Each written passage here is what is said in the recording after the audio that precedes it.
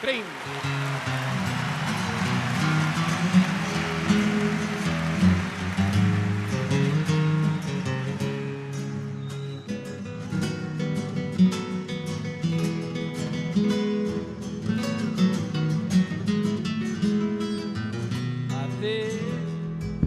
De nuevo estoy de vuelta, después de larga ausencia, igual que la calandria que azota el vendaval, y traigo mis canciones como leñita seca, recuerdo de fogones que invitan a matear, y traigo mis canciones como leñita seca, recuerdo de fogones que invitan a matear.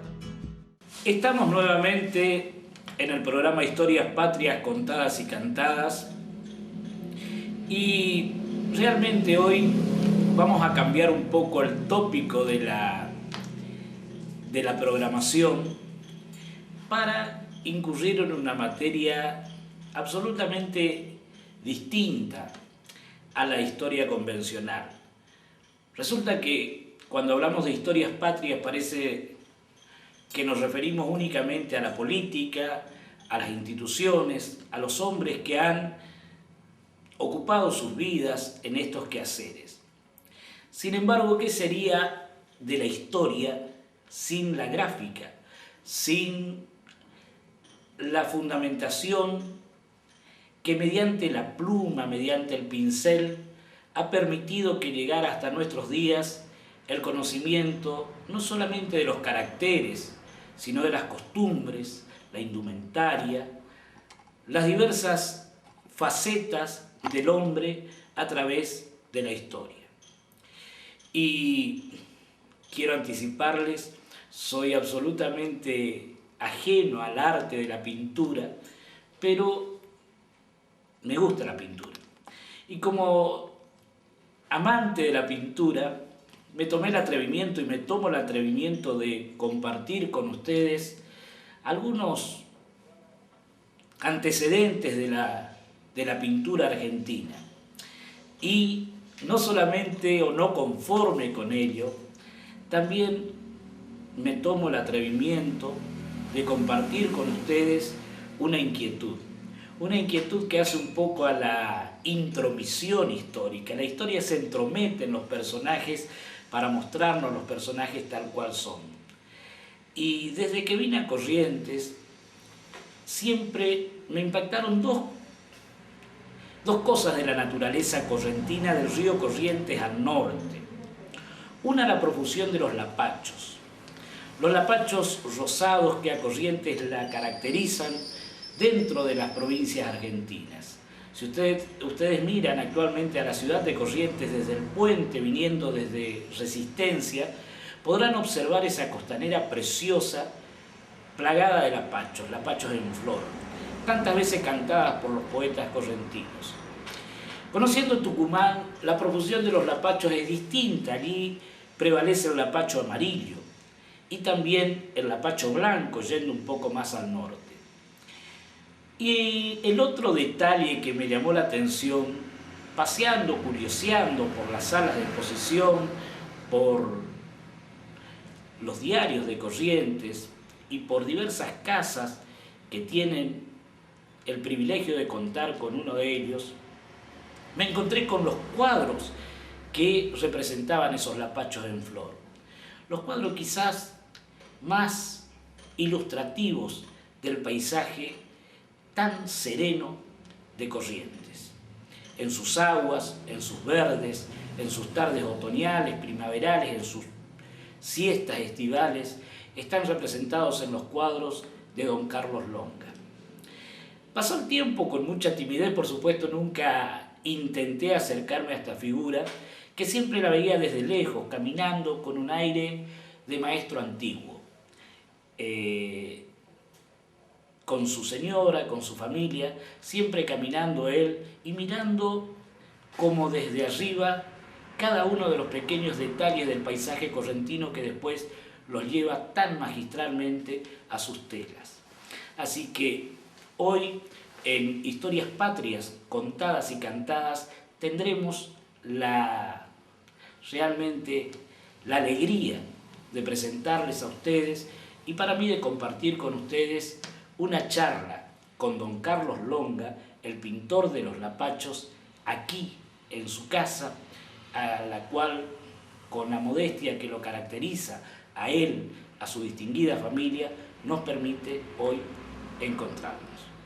Bueno, pero no solamente allí termina la sorpresa del día de hoy para nuestras historias, porque hay otra sorpresa absolutamente original y novedosa.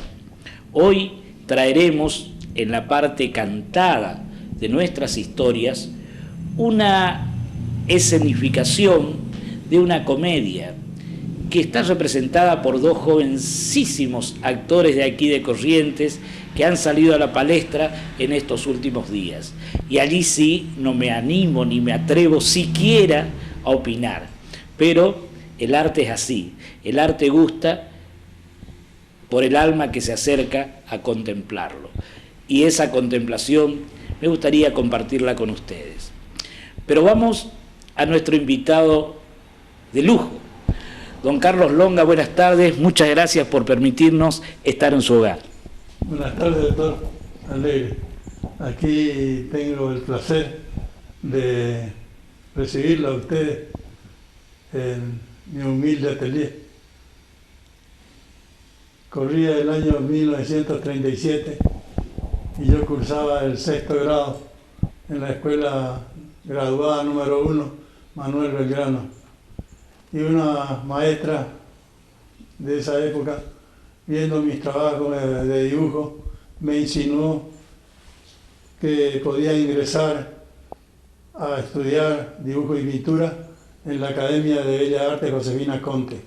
Y ahí fue en donde me inicié como dibujante y más tarde como pintor.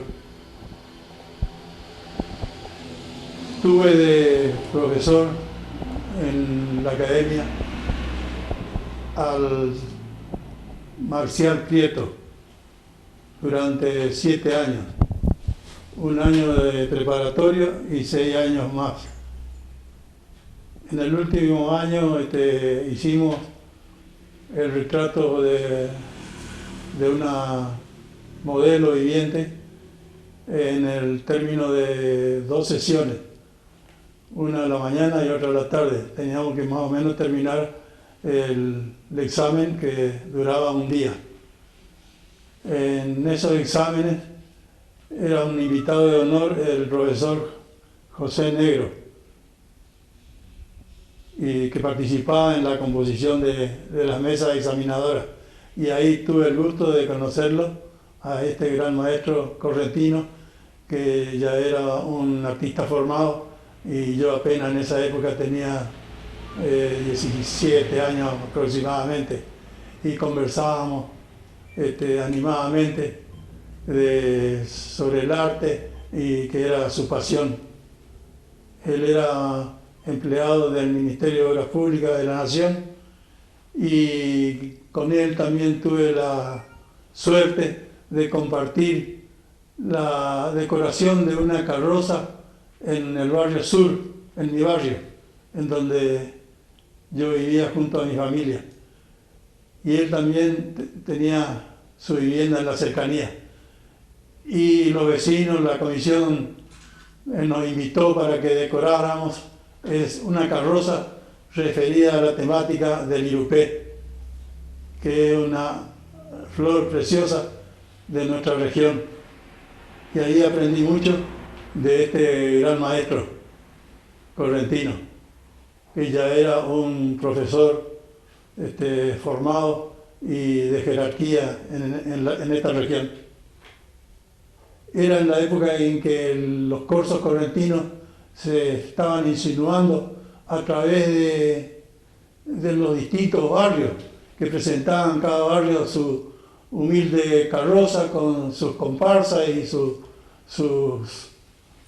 los valores que poseían en cada lugar, hasta que después se fue perfeccionando, haciéndose el gran corso de trascendencia nacional y tal vez universal. Cuéntenos, por favor, porque quizás muchos caracteres de la pintura quedan allí en la etapa de la niñez, sojuzgados muchas veces por alguna presión paternal diciendo, no te dediques a la pintura. Se puede ser pintor como también se pueden ejercer otros oficios o profesiones paralelamente. Cuéntenos un poquito cuál fue su oficio, su tarea durante su larga vida. Sí, le voy a contar con mucho gusto. Resulta que yo estudié dibujo artístico por el término de 7 años, obteniendo el título de profesor de dibujo y pintura artística, por supuesto. Y cuando tenía que comenzar mi vida laborable, me empleé en vialidad provincial para trabajar en dibujo lineal. Todo lo contrario a lo que corresponde el arte que yo había desarrollado en la academia. Pero paralelamente a mi trabajo, yo desarrollaba lo que a mí me impulsaba dentro del espíritu, a trabajar en el paisaje correntino, hacer trascender la belleza que me rodeaban, en especial la temática del Irupé, y como bien dijo usted en su presentación, los hermosos lapachos de diversos colores y tonalidades que adornan, que tenemos la suerte que adornen nuestra región. Y usted, tengo entendido que ya de muy joven también anduvo por todo el interior de la provincia de Corrientes, me contó también que anduvo por el Chaco en sus trabajos de maestro y de dependiente de vialidad. Cuéntenos un poquito de esas andanzas y qué ha dejado en vuestro espíritu para que se vea reflejado en los cuadros que apreciamos. Sí, en un tiempo ejercí el magisterio en un pueblito chaqueño llamado Villaverté, y en ese tiempo siempre llevaba dentro de mi espíritu la llama del arte, y hice mi primera exposición justamente en Villaverté, presentando 12 obras. Simultáneamente ejercía el magisterio en la escuela número 69. Y al inaugurar esa exposición, con antelación, le hago una carta a José Negro comunicándole que hacía mi primera exposición muy humildemente y que era para mí un placer que tenga conocimiento él de esta iniciación que tuve en el arte haciendo mi primera exposición en el Chaco. Recibí la contestación de José Negro y esa carta fechada en julio de 1949 la guardo como un tesoro, porque es un recuerdo hermoso para mí. Usted me comentaba vez pasada que otra figura también de la pintura correntina ha influido notablemente en usted, en sus largas charlas, en sus aprendizajes de la pluma y la tela, el pincel y la tela. Un señor de apellido Balestrini, puede ser. Balierini. Sí. Otro de los artistas importantes que tiene el arte argentino es Antonio Pedro Balierini, que el movimiento cultural de Corrientes le debe a él todavía un homenaje merecido, creando un salón especialmente dedicado a la obra de él, porque él pintó centenares de obras y hay mucha gente que lamentablemente no conoce la magnitud de su trabajo. Balierini se recibió de profesor de dibujo y pintura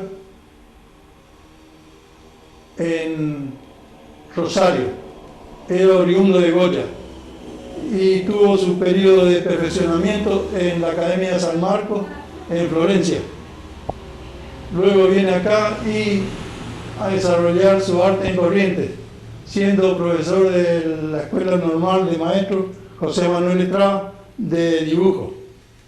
Simultáneamente también ejercía el profesorado de dibujo en el Colegio Nacional General San Martín.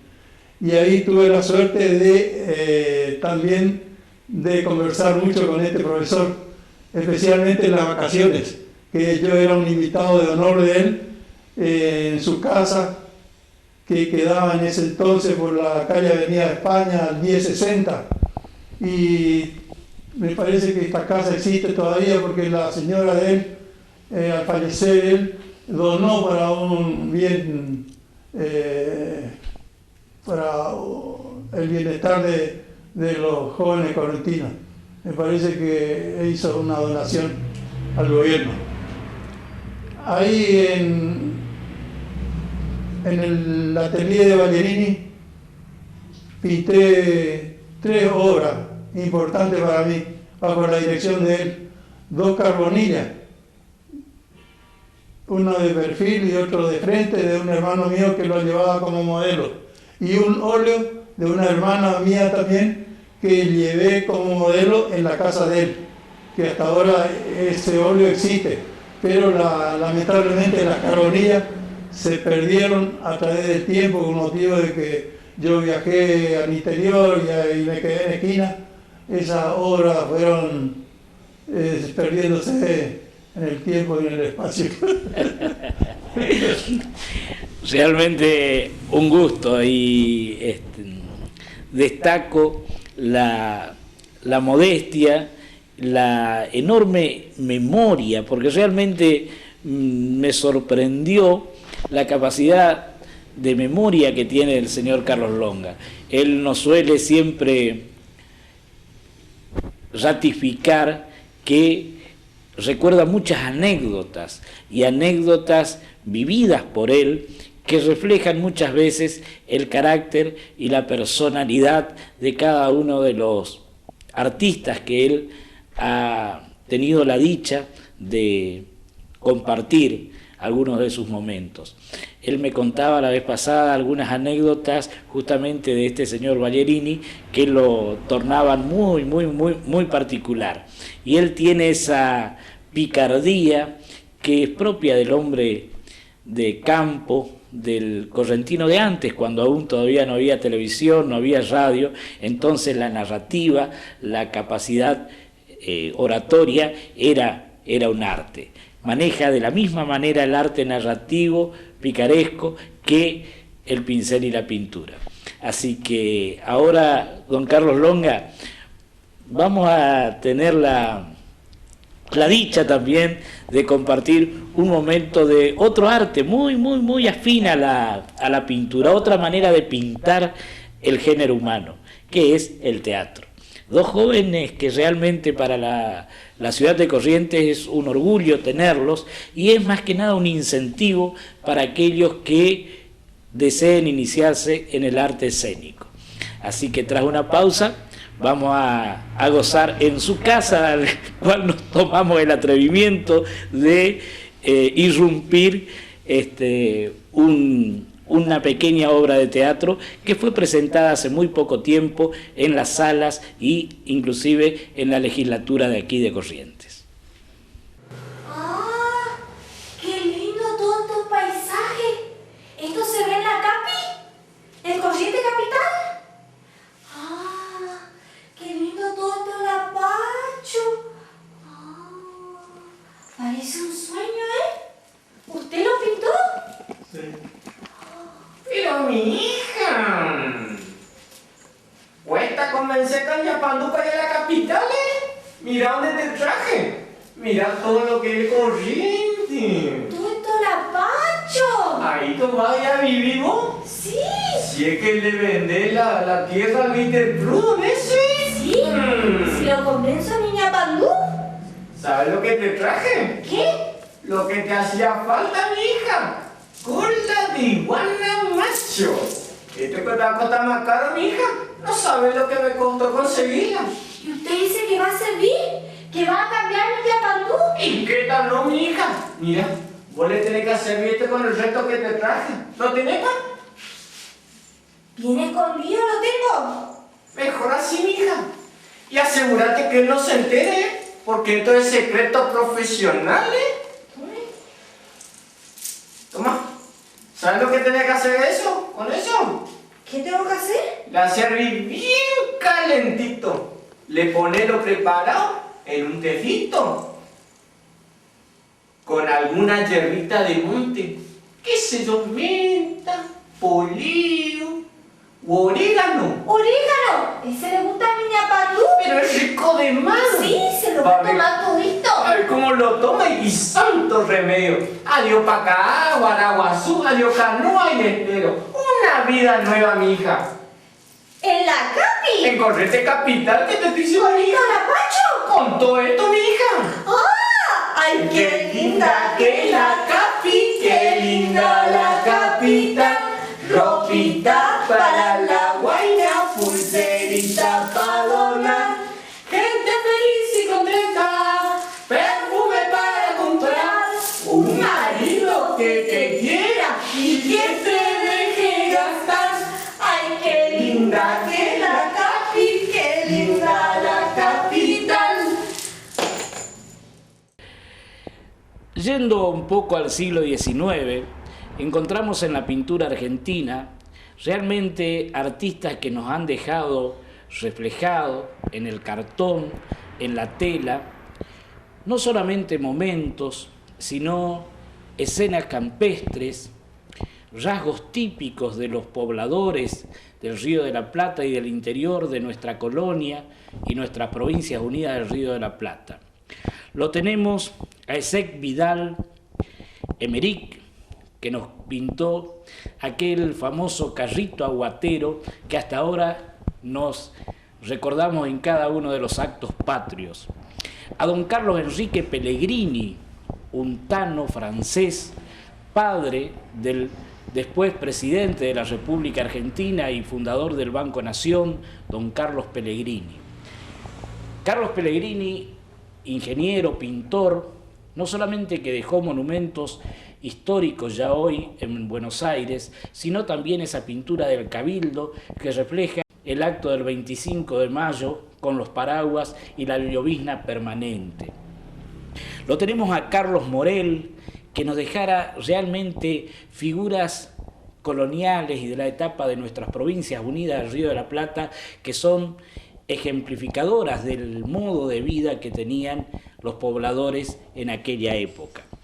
Y el que más me impacta, y acá pongo mi nota personal, es Prilidiano Paz Pueyrredón, que firmaba sus cuadros con las 3 P de Prilidiano Paz Pueyrredón, hijo del director supremo de las Provincias Unidas del Río de la Plata, nombrado por el Congreso de Tucumán, don Juan Martín Pueyrredón, aquel héroe de las invasiones inglesas en la Reconquista.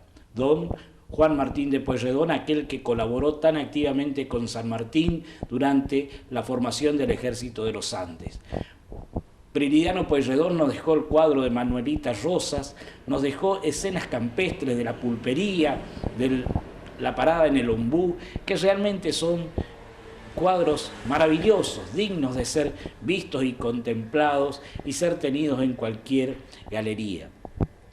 Nos vamos un poquito al siglo XX y ya en las postrimerías del XIX nace un pintor que realmente tiene una vida aventurera, novelesca, que es digna de ser destacada. Me estoy refiriendo a Benito Quinquela Martín, el pintor de La Boca, el pintor del Riachuelo. Nacido en 1890 en La Boca, fue abandonado por sus padres naturales en el hogar de los niños expósitos, de los niños abandonados, con una notita que decía Martín. Allí, a los 7 años, fue recogida por la criatura por un par de carboneros de La Boca, él de apellido Chinchela y ella una dama criolla, pareja del carbonero. Fue criado de esta forma Benito Quinquela Martín, Su apellido Chinchela después artísticamente es cambiado por Quinquela y le agregan Martín por ese nombre dejado en la nota por sus padres naturales o biológicos. Esa figura que nació sin absolutamente ninguna escuela más que segundo grado inferior de aquella época, tomó el arte como su vida, y así deambulando entre la carga y la descarga del carbón, en los barcos del riachuelo, en la Boca, en la Vuelta de Rocha, se hizo el pintor quizá más famoso de la Argentina y el primero en llevar el arte de la pintura argentina a los salones internacionales. Su primera exposición fue en la Galería Whitcomb, famosa de Buenos Aires, y allí el presidente don Marcelo Torcuato de Alvear se hizo un famoso admirador de su obra. Y era tal la modestia y la humildad con la cual vivía Chinchela Martín que el coche presidencial con Alvear y su esposa, dos amantes del arte, llegaban hasta la Boca a saludarlo al Carbonero, y los vecinos se asombraban de que el presidente de la República Argentina llegara con su ceremonial a visitarlo a un pintor que estaba pintando como carbonero. Recorrió el mundo, recorrió Japón, recorrió Italia, se fue hasta Estados Unidos, y en Estados Unidos el rey del acero lo quiso nombrar su pintor para que retratara las fábricas que estaban produciendo el acero de la gran industria norteamericana. Él rechazó la oferta porque él decía que la boca la llevaba dentro y que para él pintar tenía que pintar con el corazón, y su corazón estaba en la boca. Tenemos a Antonio Berni con su Juanito Laguna y su Ramona Montiel, dos personajes que han retratado la pobreza, la dejadez con que son criados los niños de las villas industriales, tal el caso de Rosario, una ciudad industrial por excelencia de nuestro país. Pero volviendo a don Carlos Longa, que él sí sabe del tema y nos va a contar un poquito entonces, siguiendo sus anécdotas, siguiendo su trayectoria artística, cómo influye la pintura en él y cómo él descubre su carácter particular dentro del arte. Perfecto, lo que termina de decir referente a Quinquela Martín. Muy bien, lo retrató usted. Quinquela Martín hace exposiciones en España, en Estados Unidos, en Londres, en Roma. Cuando hizo la exposición en Roma, se aproximó un señor muy conocido internacionalmente, llamado también Benito Mussolini, y confraternizó mucho con Quinquela porque era el único tocayo que había encontrado. Benito, Quinquela Martín, Benito Mussolini. Y también lo quiso dejar para que pintara en Italia. Propuesta que él rechazó, porque como bien dijo usted, doctor Alegre, él tenía el corazón en la boca. Y de ahí no quería saber nada de pintar en el extranjero. Dentro de la Escuela Nacional de los Pintores Argentinos, ¿cuáles son los de su mayor gusto o su predilección? Yo al leer mucho sobre pintura, encuentro con la escuela impresionista, que es la que adopté para representar mi obra. Entre los impresionistas están argentinos, Fernando Fader, y un gran pintor entrerriano llamado Cesario Bernardo de Quirós.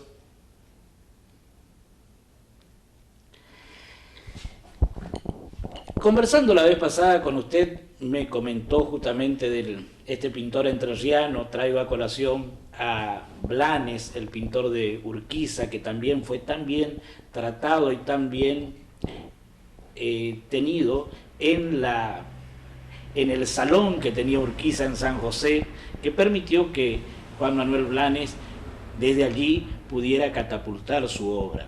Hablábamos también del pintor de la Guerra de la Triple Alianza, don Cándido López. usted refería la importancia que en la provincia de Entre Ríos le han dado a este pintor, a Quirós. Sí, efectivamente. Cuando en una oportunidad tengo el gusto de viajar a Paraná, lo primero que hago es preguntar en dónde podía haber arte. Y me indicaron un salón que quedaba muy cerca del lugar donde estaba. Y era un salón dedicado exclusivamente a Cesario Bernardo de Quirós, nada menos. Y en el cual se exhibían las obras más importantes de este gran pintor.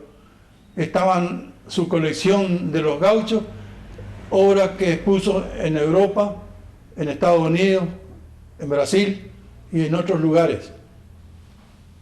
Pero por eso yo digo que, yendo a la provincia de Corrientes, tendríamos que crear acá un salón dedicado especialmente a uno de los artistas más destacados de Corrientes, Antonio Pedro Ballerini, y rescatar la cantidad de cuadros que andan en casas particulares o en casas de amigos o lo que sea, y crear ese salón especialmente dedicado a Antonio Pedro Ballerini, así como los entrerrianos le rindieron culto a Cesario Bernardo de Quirós. Nos decía hoy, fuera de cámara, don Carlos Longa, que el pintor pinta, y en su caso, por una vocación que viene desde adentro, que no necesariamente piensa en el lucro que deviene de la venta de un cuadro a posteriori, ¿cierto? Y cuéntenos un poquito su pintura.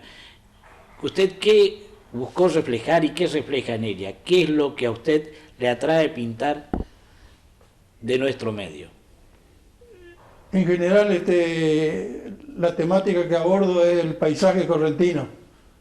Los riachos, los ríos, las lagunas, los esteros y su flora. Especialmente el irupé y los lapachos, que son las dos bellezas que representan a nuestra provincia. Como viajé mucho por razones de mi labor vial, he visto muchos paisajes en el interior de Corrientes y iba haciendo apuntes para que después, posteriormente, en mi atelier volcaba en obras de mayor tamaño para luego hacer las exposiciones que realizaba en esa época cada año. Por lo general traía acá y hacía la exposición en el Centro Cultural Cambacuá. Llegué a hacer 56 exposiciones individuales y 95 colectivas. El pintor tiene que continuar trabajando, porque el pintor que dice que llegó a la perfección o que este es mi cuadro, mi mejor cuadro, mi mejor obra que hice, ese es un pintor que se paraliza en su producción y en su calidad artística. Nunca se llega al fin, salvo que sean esos fenómenos que se destacaron en la época del Renacimiento. Hablemos de Leonardo da Vinci, de Rafael y todos esos grandes pintores renacentistas que fueron iluminados especialmente por Dios. Una anécdota que es poco conocida actualmente, porque a usted actualmente en Corrientes se lo conoce como el pintor de los lapachos, de los irupés. Pero usted fue un jugador de fútbol afamado en su época Nobel aquí en Corrientes. Cuéntenos un poquito al respecto. Sí, jugaba más o menos bien al fútbol. Y aquí jugué en la primera división de Boca Unidos. Y le enviaba mi obra a un hijo que tenía trabajando acá, para que venda mi obra acá, de esquina, porque yo allá pintaba la mayoría de mi obra la realizaba en esquina. Entonces a él le decían que a mí me conocían como jugador de fútbol y no como artista, cosa que a mí no me gustaba, porque a mí me gustaría que me conozcan como pintor. Y cuéntenos, ¿su grupo familiar está compuesto? Mi señora y 3 hijos. 3 hijos. 2 varones y una mujer. ¿Su viaje a Europa lo llevó la pintura? Sí, con las pocas obras que vendí, fui juntando y tuve la suerte de viajar exclusivamente para conocer los museos más importantes de Europa, acompañado de mi señora y mi hija. Ahí tuve la suerte de conocer el Museo d'Orsay, en donde se concentran justamente todas las obras de los pintores impresionistas. Por supuesto el Louvre en Francia y el Prado en Madrid, también la Galería de Londres y algunos otros museos. Cosa que a mí me enriqueció y me incentivó a seguir trabajando, porque veía que el escalón de mi arte tenía que ser superado ampliamente al mirar a estos pintores fenomenales como Sorolla Bastida, el gran pintor impresionista español, que sus obras son excepcionalmente maravillosas.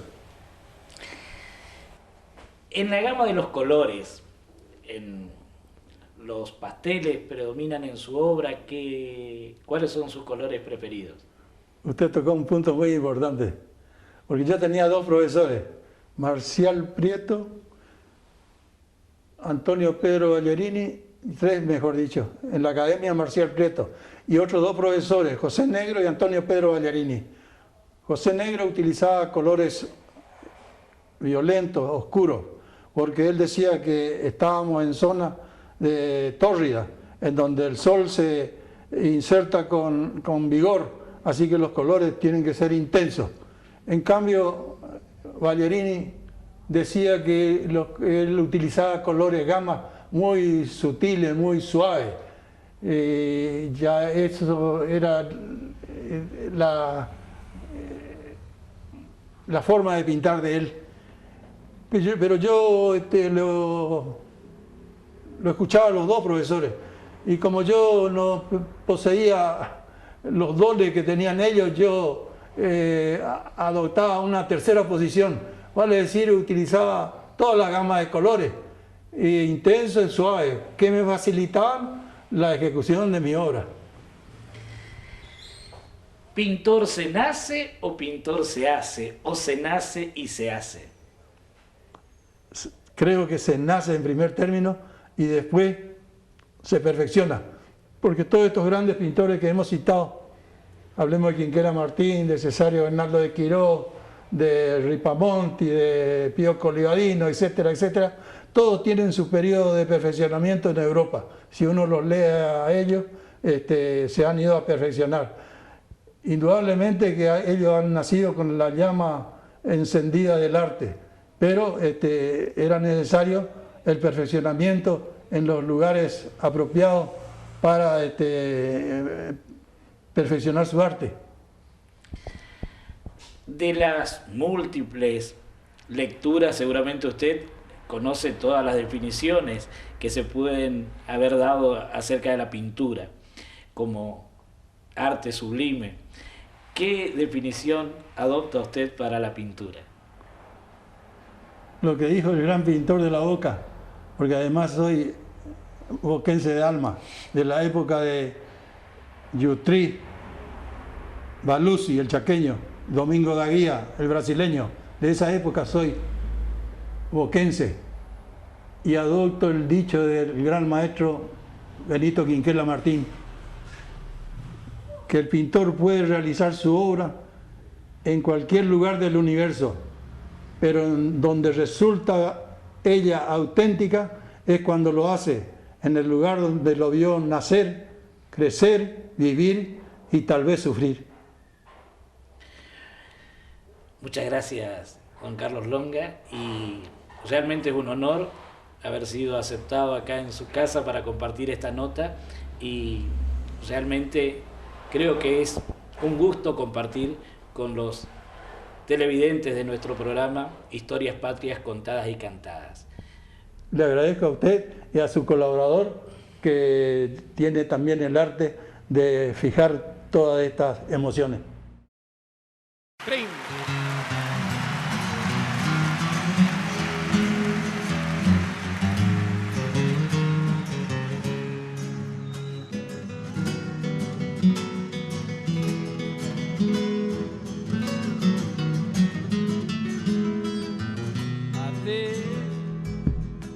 estoy de vuelta, después de larga ausencia, igual que la calandria que azota el vendaval, y traigo mis canciones como leñita seca, recuerdo de fogones que invitan a matear, y traigo mis canciones como leñita seca, recuerdo de fogones que invitan a matear.